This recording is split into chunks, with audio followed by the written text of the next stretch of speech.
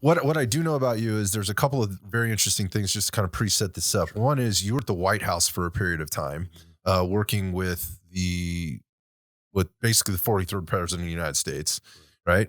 That's G.W. Bush, right? George W. Right. And then and then after that, you actually were working with Arnold Schwarzenegger here in the state of California when he was the governor. Correct. So there's a lot here to maybe unpack a little bit. So how did you get, I mean, what happened with the whole White House thing? That's just not the job you just get, so man. it kind of was a precursor is actually even Baylor. So life is about experiences, right? And it's all about people you know and connections in your life. So I was an Eagle Scout. I was speaking at an award ceremony in Texas, in Austin.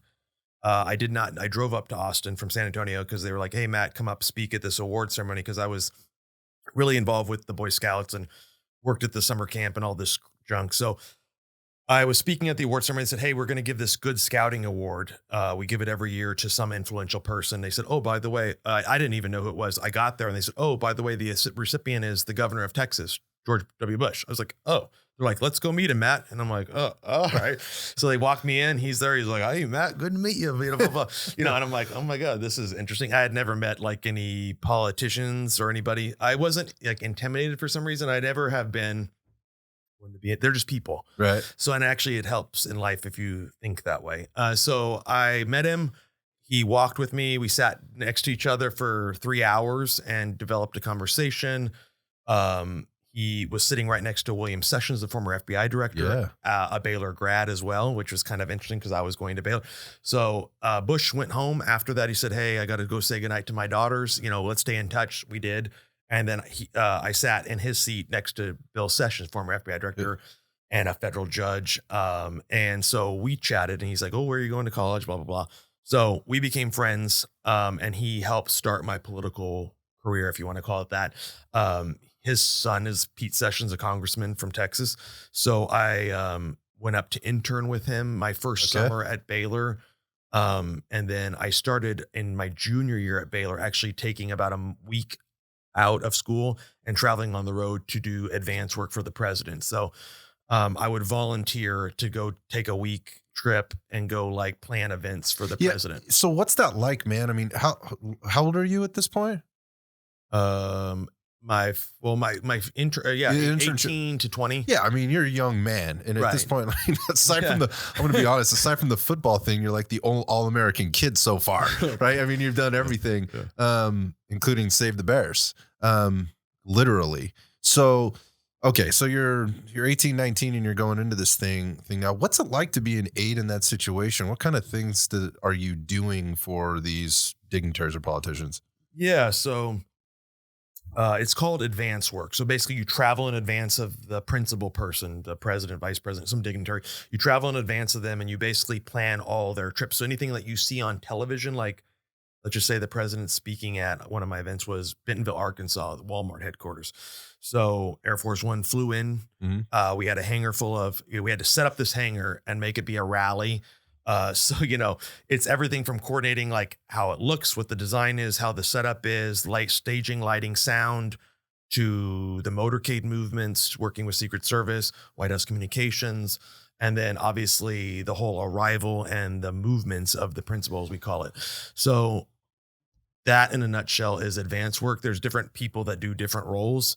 And so I was a site advance person early on, meaning I was in charge of the physical site and like everything that went on from the build out to the design to everything. I mean, that's a ton of responsibility for some pretty huge events. And I'm sure there's hundreds of people involved in this, right? I mean, when the president travels, I can say this, it's about 500 people that start moving. Crazy. Yeah. So, I mean, what are like the skills that you're developing at this point, as a young man, specific to this job description that you have and, kind of understanding, I mean, what are you picking up? Yeah, that's a good thing. So when I was at Baylor, actually, I was in a service organization called the Baylor Chamber of Commerce, and they are the oldest organization on campus, founded in 1919. Actually, the university was founded in 1845 before it was the Republic of Texas. So we did all of the old traditions, the homecoming, all the events on campus. So I had a little bit built up some skills from that, and then I took it to the White House. But in the White House, I learned, I mean, it's a sink or swim situation. So You have to absorb a large amount of information, from code names to locations to every car in the motorcade has a name. So you're assimilating a lot of information. So it's really about thinking on your feet, thinking 3 steps ahead, critical thinking skills, where do you prioritize what? And then obviously knowing how to handle difficult situations with calmness and not freaking out. Well, okay. So let's talk about that. So I mean, there's a lot of things happening here, a lot of moving pieces. Come on, dude. There's got to be some crazy shit happening like this behind the scenes. Give us some crazy shit. I could say that, some not on my part, but I mean, there's been rallies where we thought people would show up and they didn't show up, and we have, international press covering. So you have to wait. When you say people you thought were showing up, like crowds, rarely. But there was a couple events where I built a huge stadium, I built a huge arena, and I'm like, oh crap, and nobody's there. Yeah, V. POTUS, vice president, was coming in a matter of 2 hours, and I'm like, there's nobody fucking here. So we had to I pipe and draped walls and had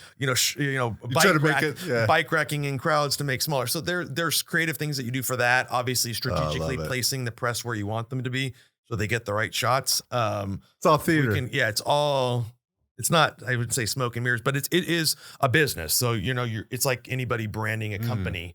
You're branding an individual, and I think people forget about they think politics is maybe oh, it's so, natural and real. And it is, but it's a business. I mean, these people are a brand, and so we were in charge of that brand, and we had to be branded responsibly. So that's a really interesting way of looking at it. Yeah. I kind of view politics in a different way, I think, than most Americans, I would say, based on what I hear and read.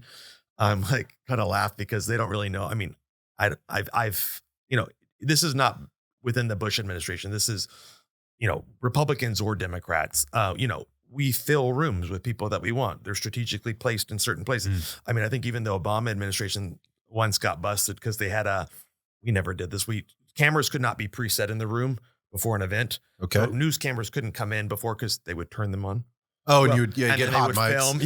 Which we've seen plenty of in the last couple years. So the Obama administration allowed it, and one guy turned it on, and it shows one of their advanced guys telling oh, this African-American sit here. Oh, this Asian woman sit here. It's a bad look. Yeah, it was bad luck, but really everybody does it technically, maybe not to that degree, but we're picking the people that stand behind the president for certain events, or we're filling a coffee shop that they're going to go visit with supporters. Yeah, it's just because you want to have proper dialogue and support, and you want to control the environment. Yes, exactly. 1000% control. Yeah.